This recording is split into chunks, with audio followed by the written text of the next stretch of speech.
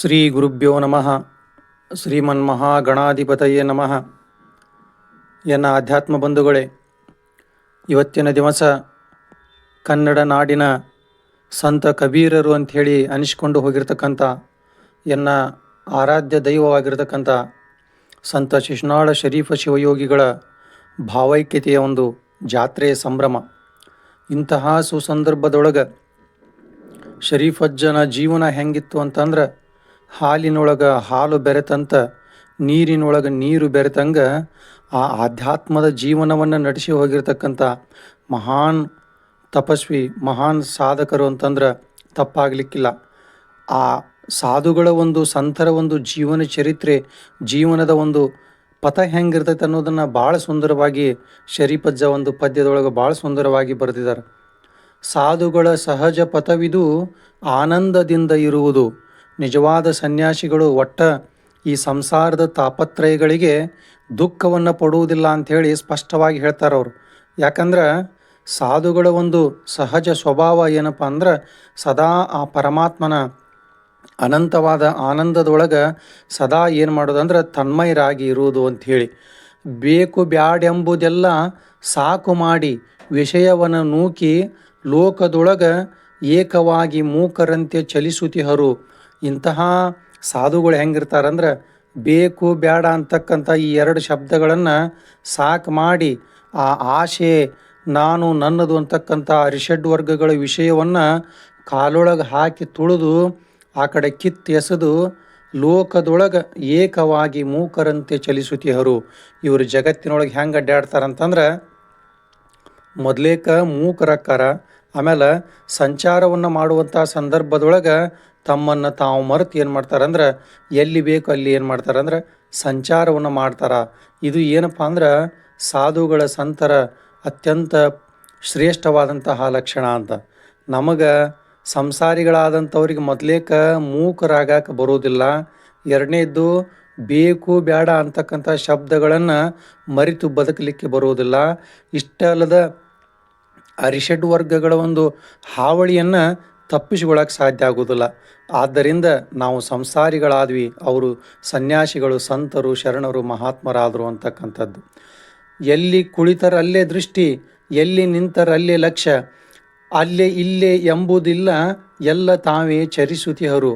ಅವರಿಗೆ ಇದು ನನ್ನ ಜಾಗ, ಇದು ಬೇರೆಯವ್ರ ಜಾಗ, ಇದು ನನ್ನ ಮನೆ, ಇದು ಬೇರೆಯವ್ರ ಮನೆ ಅಂತಕ್ಕಂಥ ಭೇದ ಭಾವ ಇಲ್ಲ. ಇಡೀ ಬ್ರಹ್ಮಾಂಡ ಅಂತಕ್ಕಂಥದ್ದು ಏನಪ್ಪ ಅಂದ್ರೆ ಭಗವಂತ ಕೊಟ್ಟಿರ್ತಕ್ಕಂಥ ಒಂದು ದೊಡ್ಡ ಬಾಡಿಗೆ ಮನೆ. ನಾವೆಲ್ಲ ಬಾಡಿಗೆ ಮನೆಯಾಗ ಇರಾಕೆ ಬಂದೇವಿ. ಎಲ್ಲಿದ್ರೇನು, ಎಲ್ಲಿ ಮನೆಗಿದ್ರೇನು, ಎಲ್ಲಿ ಕುಂತ್ರೇನು, ಇದೆಲ್ಲ ಮನೆ ಏನಪ್ಪ ಅಂದ್ರೆ ಪರಮಾತ್ಮಂದೈತಿ, ಭಗವಂತಂದೈತಿ. ನಾವು ನಿಮಿತ್ತ ಮಾತ್ರದ ಏನಪ್ಪ ಅಂದ್ರೆ ಗೊಂಬೆಗಳಿದ್ದಂಗೆ. ನಾವು ಗೊಂಬೆಗಳು ಎಲ್ಲಿಟ್ರೇನು, ಎಲ್ಲಿ ಕುಳಿತ್ರೇನು, ನಮ್ಮ ಗೊಂಬೆ ಸ್ಥಾನ ಹೆಂಗೈತೆ ಅಂದ್ರೆ ಗೊಂಬೆ ಸ್ಥಾನದೊಳಗೆ ಇರ್ತೀವಿ ಅಂತಕ್ಕಂಥ ಒಂದು ಆ ಭಗವಂತನ ಒಂದು ಸದಾ ಒಂದು ನಿರ್ವಿಕಲ್ಪ ಭಾವನೆಯಿಂದ ಶರಣರು ಏನು ಮಾಡ್ತಾರಂದ್ರೆ ಚರಿಸ್ತಾ ಇರ್ತಾರ. ಎಲ್ಲಿ ಕುಂಡಿರ್ತಾರಲ್ಲ ಅಲ್ಲೇ ಭಗವಂತನೊಳಗೆ ದೃಷ್ಟಿಯನ್ನು ನಡ್ತಾರ, ಎಲ್ಲಿ ನಿಲ್ತಾರಲ್ಲ ಅಲ್ಲೇ ತಮ್ಮ ಲಕ್ಷ್ಯವನ್ನು ಭಗವಂತನ ಕಡೆ ಕಳಿಸ್ತಾರ ಅಂತಕ್ಕಂಥದ್ದು. ದೇಹ ಧರಿಸಿ ದೇಹ ಭೋಗವ ನೀಗಿ ನಿತ್ಯ ನಿರ್ಮಲಾತ್ಮ ಶಿಶುನಾಳಧೀಶನ ಬೆಳಕಿನೋಳು ಬೆಳಗುತ್ತಿಹರು. ಇಂತಹ ಸಂತರು ಏನು ಮಾಡಿರ್ತಾರಂದ್ರೆ, ಪರಮಾತ್ಮ ಕೊಟ್ಟಿರ್ತಕ್ಕಂಥ ಈ ಮಾನವ ಕಾರಣಕ್ಕೆ ಶರೀರ ಏನಿರ್ತದಲ್ಲ, ಆ ಒಂದು ಸ್ಥೂಲ ಶರೀರದೊಳಗೆ ಮಾನವನ ರೂಪವನ್ನು ತಾಳಿ ಬಂದಿರ್ತಾರ.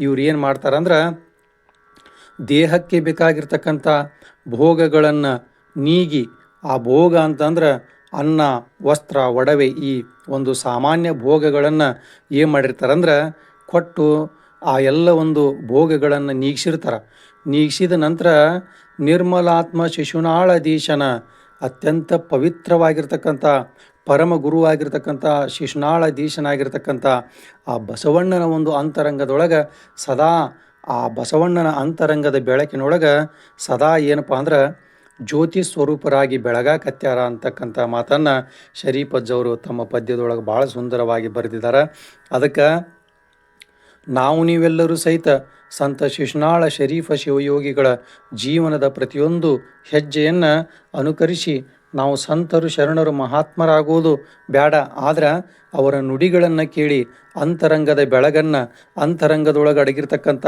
ಕತ್ತಲೆಯನ್ನಾದರೂ ಹೋಗಲಾಡಿಸಿ ನಮ್ಮ ಜೀವನವನ್ನು ಒಂದು ಅತ್ಯಂತ ಸುಸಂಸ್ಕೃತ ರೀತಿಯೊಳಗೆ ನಡೆಸಿದ್ರೆ ನಮ್ಮ ಬದುಕಿಗೆ ಭಾಳ ಕಿಮ್ಮತ್ತು ಬರ್ತೈತಿ, ಭಾಳ ಮೌಲ್ಯ, ಭಾಳ ಬೆಲೆ ಬರ್ತೈತಿ ಅಂತಕ್ಕಂಥ ಮಾತನ್ನು ಹೇಳ್ತಾ ಸಂತ ಶಿಶುನಾಳ ಶರೀಫ ಶಿವಯೋಗಿಗಳು ತಮ್ಮ ಜೀವನದೊಳಗೆ ಭಗವಂತನ ಒಂದು ಗುರುವಿನ ಪಥದೊಳಗೆ ನಡೆದುಕೊಂತ ಭಗವಂತನನ್ನು ಕಂಡಂಥ ರೀತಿ ಬಹಳಷ್ಟು ಆಶ್ಚರ್ಯ, ಅದ್ಭುತ ಮತ್ತು ಅದ್ವಿತೀಯವಾಗಿರ್ತಕ್ಕಂಥ ರೀತಿ ಐತಿ ಅಂತಕ್ಕಂಥ ಮಾತನ್ನು ಹೇಳ್ತಾ ಗುರುವಿನ ಗುಲಾಮನಾಗುವ ತನಕ ದೊರೆಯದಣ್ಣ ಮುಕುತಿಯ ಅಂತಕ್ಕಂಥ ರೀತಿಯೊಳಗೆ ಗುರುವಿಗೆ ಗುಲಾಮರಾದರು.